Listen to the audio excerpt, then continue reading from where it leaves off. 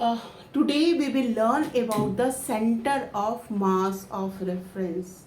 Why I am talking about center of mass of reference. You know just how to calculate center of mass जो हमने initially जो class 11th में basic system के तौर पे पढ़ा कि suppose if this is a linear and there are numerous masses m1 m2 and m3 and you just took the sum origin is the point as a reference. Then if there is a distance x1 x2 and this one is a x3 तो हमने क्या करा था कि m3 x3 plus m2 x2 plus m1 x1 upon total mass of the system, that is m1 m2 and m3 is the center of mass. तो जैसे हमने inertial frame पढ़ा, नॉन इनर्शियल फ्रेम पढ़ा के बारे में हम जाने, उसी तरह हम सेंटर ऑफ मास जहाँ पे सेंटर ऑफ मास है, जैसे इस जो मैंने अभी सिस्टम निकाला m1 m2 m3 जो डाला, सपोज m1 m2 m3 सब बराबर है, तो क्या हो जाएगा x3/3 x2/2 3 and x1/3 is the centre of mass. तीनों का सम कुछ 1 metre 2 metre 3 metre whatever with the value that will be lie between m1 m2 m3 and that is also कि बियॉन्ड जब हम L shape निकालते U shape निकालते तो sometimes the centre of mass frame से बाहर जाता है. ये this all but if we are working with the center of mass frame as a reference frame, है ना. जब हम सेंटर ऑफ मास फ्रेम को रेफरेंस फ्रेम में रहते हैं तो कॉलिजन के डिफरेंट जो टफ क्वेश्चंस हैं you can do it easy. And और क्या क्या होता है, जैसे initial moment p1 equal to minus p tilde. आपने ये रेसनिक हैलिडे H.C. वर्मा, अगर if those who are going through this reference book, but nowadays students are only following the institute जो भी आपको मटीरियल्स दिया जाता है उसको, but I am talking about the reference frame. ठीक है, तो जब रेफरेंस मतलब most important most conceptual book is Resnik Halliday and EGB में पढ़ सकते हो तो that is doctor H.C. Verma book for the physics rather than your जो इंस्टीट्यूट मटीरियल्स दिया रहता है. There is specified for their numerically based, जिस चीज़ पर न्यूमेरिकली आता है उस हिसाब से वो कंसेप्ट को देते हैं. बट हमें कंसेप्ट को अच्छे से पढ़ लेंगे तो हमें न्यूमेरिकल की सोचनी ही नहीं है. That is the quite easy part. तो centre of mass of reference to particle जब इलास्टिक कॉलिजन होगा in centre of mass frame में तो क्या होगा, 2 डायमेंशनल इलास्टिक कॉलिजन क्या होगा, और इसके बारे में क्या क्या चीज़ें हैं वो हमें इस अभी लेक्चर में पढ़नी है.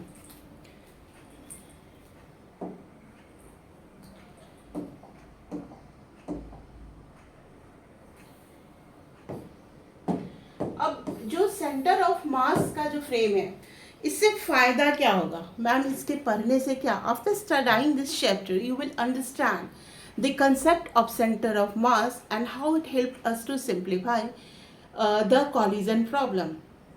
कैसे ये कॉलिजन प्रॉब्लम को सिंप्लीफाई कर देगा. Why centre of mass frame is known as the zero momentum frame. Two body elastic collision in the center of mass frame, 2-dimensional collision problem in a center of mass frame, and the graphical way of representation of a final momentum to initial momentum, and also in a vector form. So you should know how to use the vector form. Suppose मैं आपको just एक example देती हूँ कि किसी body का mass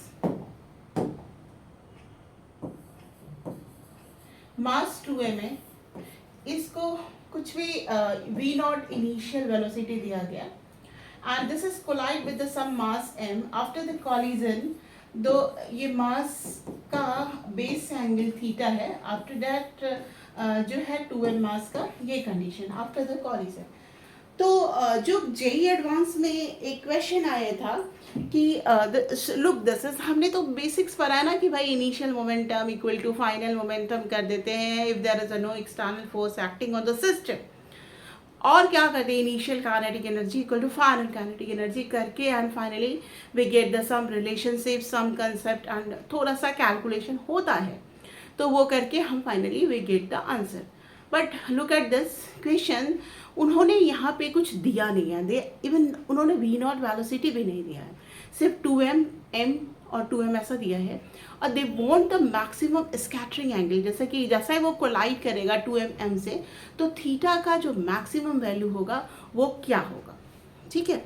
तो for that you should, how this question related to the concept, you should learn, you should able to analyze the concept with the problem, not with the problem with the concept. There is a one point, but whatever I know कि जैसे ही बच्चे concept के साथ problem को relate करते हैं and concept पढ़ने के बाद if they are able to solve the problem then and there, उसी समय तभी वो कंसेप्ट उन्हें याद रहता है and they enjoy the concept and the problem.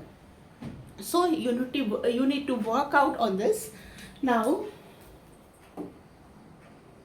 see, in the last chapter we saw that the center of mass frame, the total linear momentum about the center of mass is 0, means pi, हम linear momentum कैसे निकालते थे, P I initial is equal to P F, ये निकालते थे, और के आई बराबर के एफ करते थे, है ना, ये करते थे। और इलास्टिक कॉलिजन वाला जो है कंसेप्ट हम यूज़ करते हैं, वो ये 3 कंसेप्ट यूज़ करके हम जो है कॉलिजन के प्रॉब्लम को सॉल्व करते हैं। So we can utilize to choose the center of mass as our frame of reference for the collision problem. Now we define the center of mass frame. As a frame of reference fixed to the center of mass of an isolated system of n particles is called as the center of mass frame. In this chapter, the position vector of the center of mass is taken to be the at the origin of the axis, so RCM बराबर 0. Similarly, the velocity of the center of mass VCM बराबर 0. अब जिस point पे centre of मास को consider कर रहे हो, the line, जिस उस लाइन से होकर जितनी भी चीज़ें पासेज होगी उसके about the centre of mass क्या होगा, 0 होगा. So we see that the CM frame of reference the total linear momentum is 0 and which is this is ये जो शब्द बोल रही हो ना, टोटल लीनियर मोमेंटम इज 0, ये नीट में भी ऐसा क्वेश्चन आया था कि सेंटर ऑफ मास फ्रेम है तो पी आई बराबर जो है किसके बराबर होगा. तो this is a concept and the concept based MCQ questions आते हैं. Also this frame of reference no external forces exist, तभी तो हम linear momentum को कंजर्व कर सकते हैं. So the linear momentum of the system remains constant, and which in turn implies that the linear momentum of the center of mass remains constant. Hence the center of mass moves with a constant velocity. So the frame associated with the CM also moves with a constant velocity. So center of mass frame reference is an inertial frame of reference. क्यों अगर हो भी constant velocity से 0 होगा, मतलब constant velocity कहने का मतलब क्या है कि नेट एक्सेलरेशन 0 होगा, नो एक्सटर्नल फोर्स काम करेगा. तो we can assume that the CM as an inertial, like the inertial frame of reference. Now our usual frame of reference which is attached with the earth and assumed to be the initial as long as the motion is confined only in the earth is called the laboratory frame of reference, and the following figure shows the 2 type of frame of reference. अब देखिए यहाँ पे ये है हमारा अर्थ frame of reference, है ना. The position vector of M2 इसके रिस्पेक्ट में जो है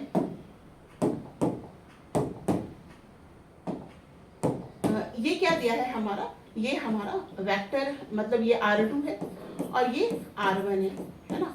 तो इसमें आपको दोनों निकालने पड़ेंगे, XCM एंड YCM, है ना, बिकॉज दिस इज ये जो पॉइंट्स एंड ये जो है हमारा XY प्लेन के अंदर है, तो हम इसका क्या निकालेंगे, XCM निकालेंगे and YCM. XCM and YCM निकालने के बाद finally we will get the centre of mass of the system. But if we are talking about the centre of mass of the system as a frame, means वो line जो M1 और M2 से पास करती है. Think about it. The line which is passes through M1 and M2, and that line is considered as a frame of reference line, and you can consider it as a x-axis or y-axis or the axis which is inclined to the कोई भी आपके line x-axis और y-axis से.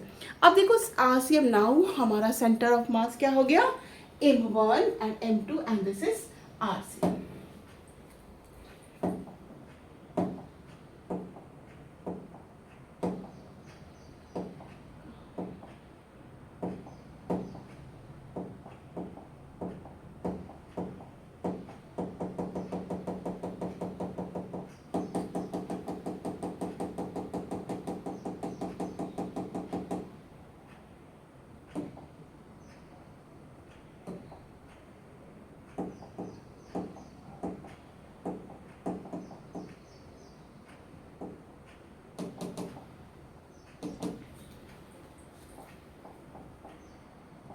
ठीक है, तो अभी हम लोग अब देखेंगे, हम लोग जिसको हमने उसको आरसीएम को एक फ्रेम ऑफ रेफरेंस की तरह हमने उसको चूज किया। नाउ द क्वेश्चंस, आपने लास्ट ईयर के क्वेश्चन जो अभी मैम ने जैसे बताया कि this is the 2m,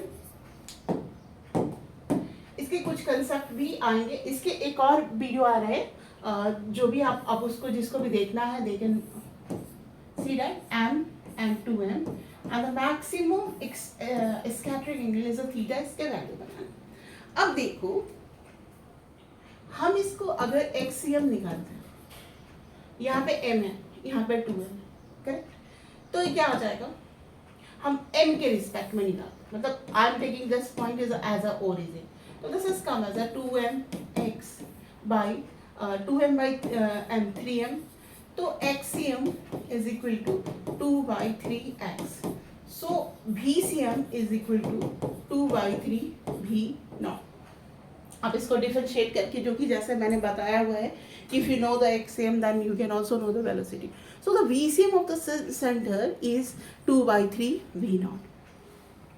Similarly इसके लिए हम अगर ये 2 by 3 है तो दिस इज 1 by 3 हो जाएगा, तो आप इसको ऐसे ही कर सकते हो, मीन्स टोटल हमारा ये x है,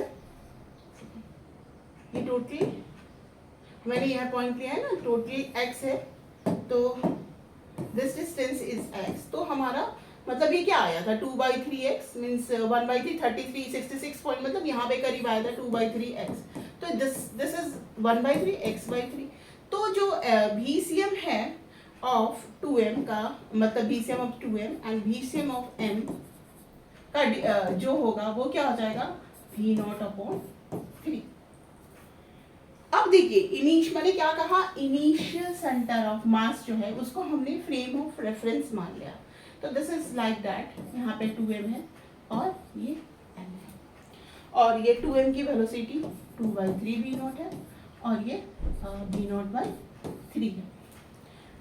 अभी जैसे आपका ये स्कैटरिंग एंगल था, तो आप कैसे पहले जो बेसिक्स मेथड है उससे आप कैसे निकालते हैं, आप इसको क्या कर देते थे मैम 2m V नॉट, हम यहाँ पे क्या कर देंगे 2m,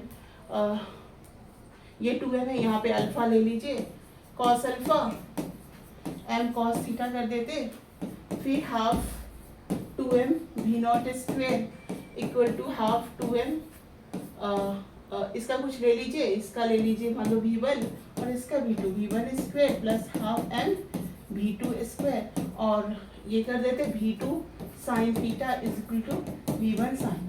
this is the equation, or we will make the equation free from alpha and V1 V2 V naught by calculating, and after that you will get the differentiation if you wish, because they are asking about the maximum value of sin theta, and after that you will get the answer.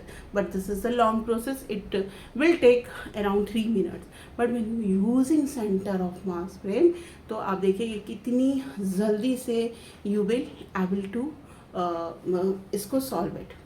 कुछ नहीं करना, क्योंकि momentum of the system 0 है, तो जो V not के लिए VCM आया ना और जो V2m के लिए VCM, दोनों को आप डिवाइड कर दीजिए, then finally you will get 1/2, and 1/2 जो भी वैल्यू होगा थीटा होगा, और जो कि 2m और m के बीच का वैल्यू होगा, मतलब 2m और m के बीच में कैसे वो थीटा बनेगा, इसी का कंसेप्ट, जैसे कि हमें क्या करना है V2m का CM divided by sine theta, आपको m से पूछा जा रहा है ना, साइन थीटा आपको V0/3 इंटू 2 V0/3 कर देंगे, कैंसिल आउट कर हो जाएगा, हाफ हो जाएगा and the theta is equal to 30 degree हो जाएगा. This is the concept of the BCM. But how आपने इसे कैसे लिया है मैम, आपने इसको कैसे, how you consider this and how you divided and this get the sine theta. I just take the one concept, initial momentum equal to final momentum, and a CM frame, initial kinetic energy equal final kinetic energy, and the CM frame and the maximum scattering when the angle उनके बीच में 90 degree है तो फिर वो theta. But this concept will come in the next video because 15 minutes already हो चुका है, तो वो उसका पूरा वीडियो बनाएंगे. Those who want to continue to learn this concept please subscribe my channel.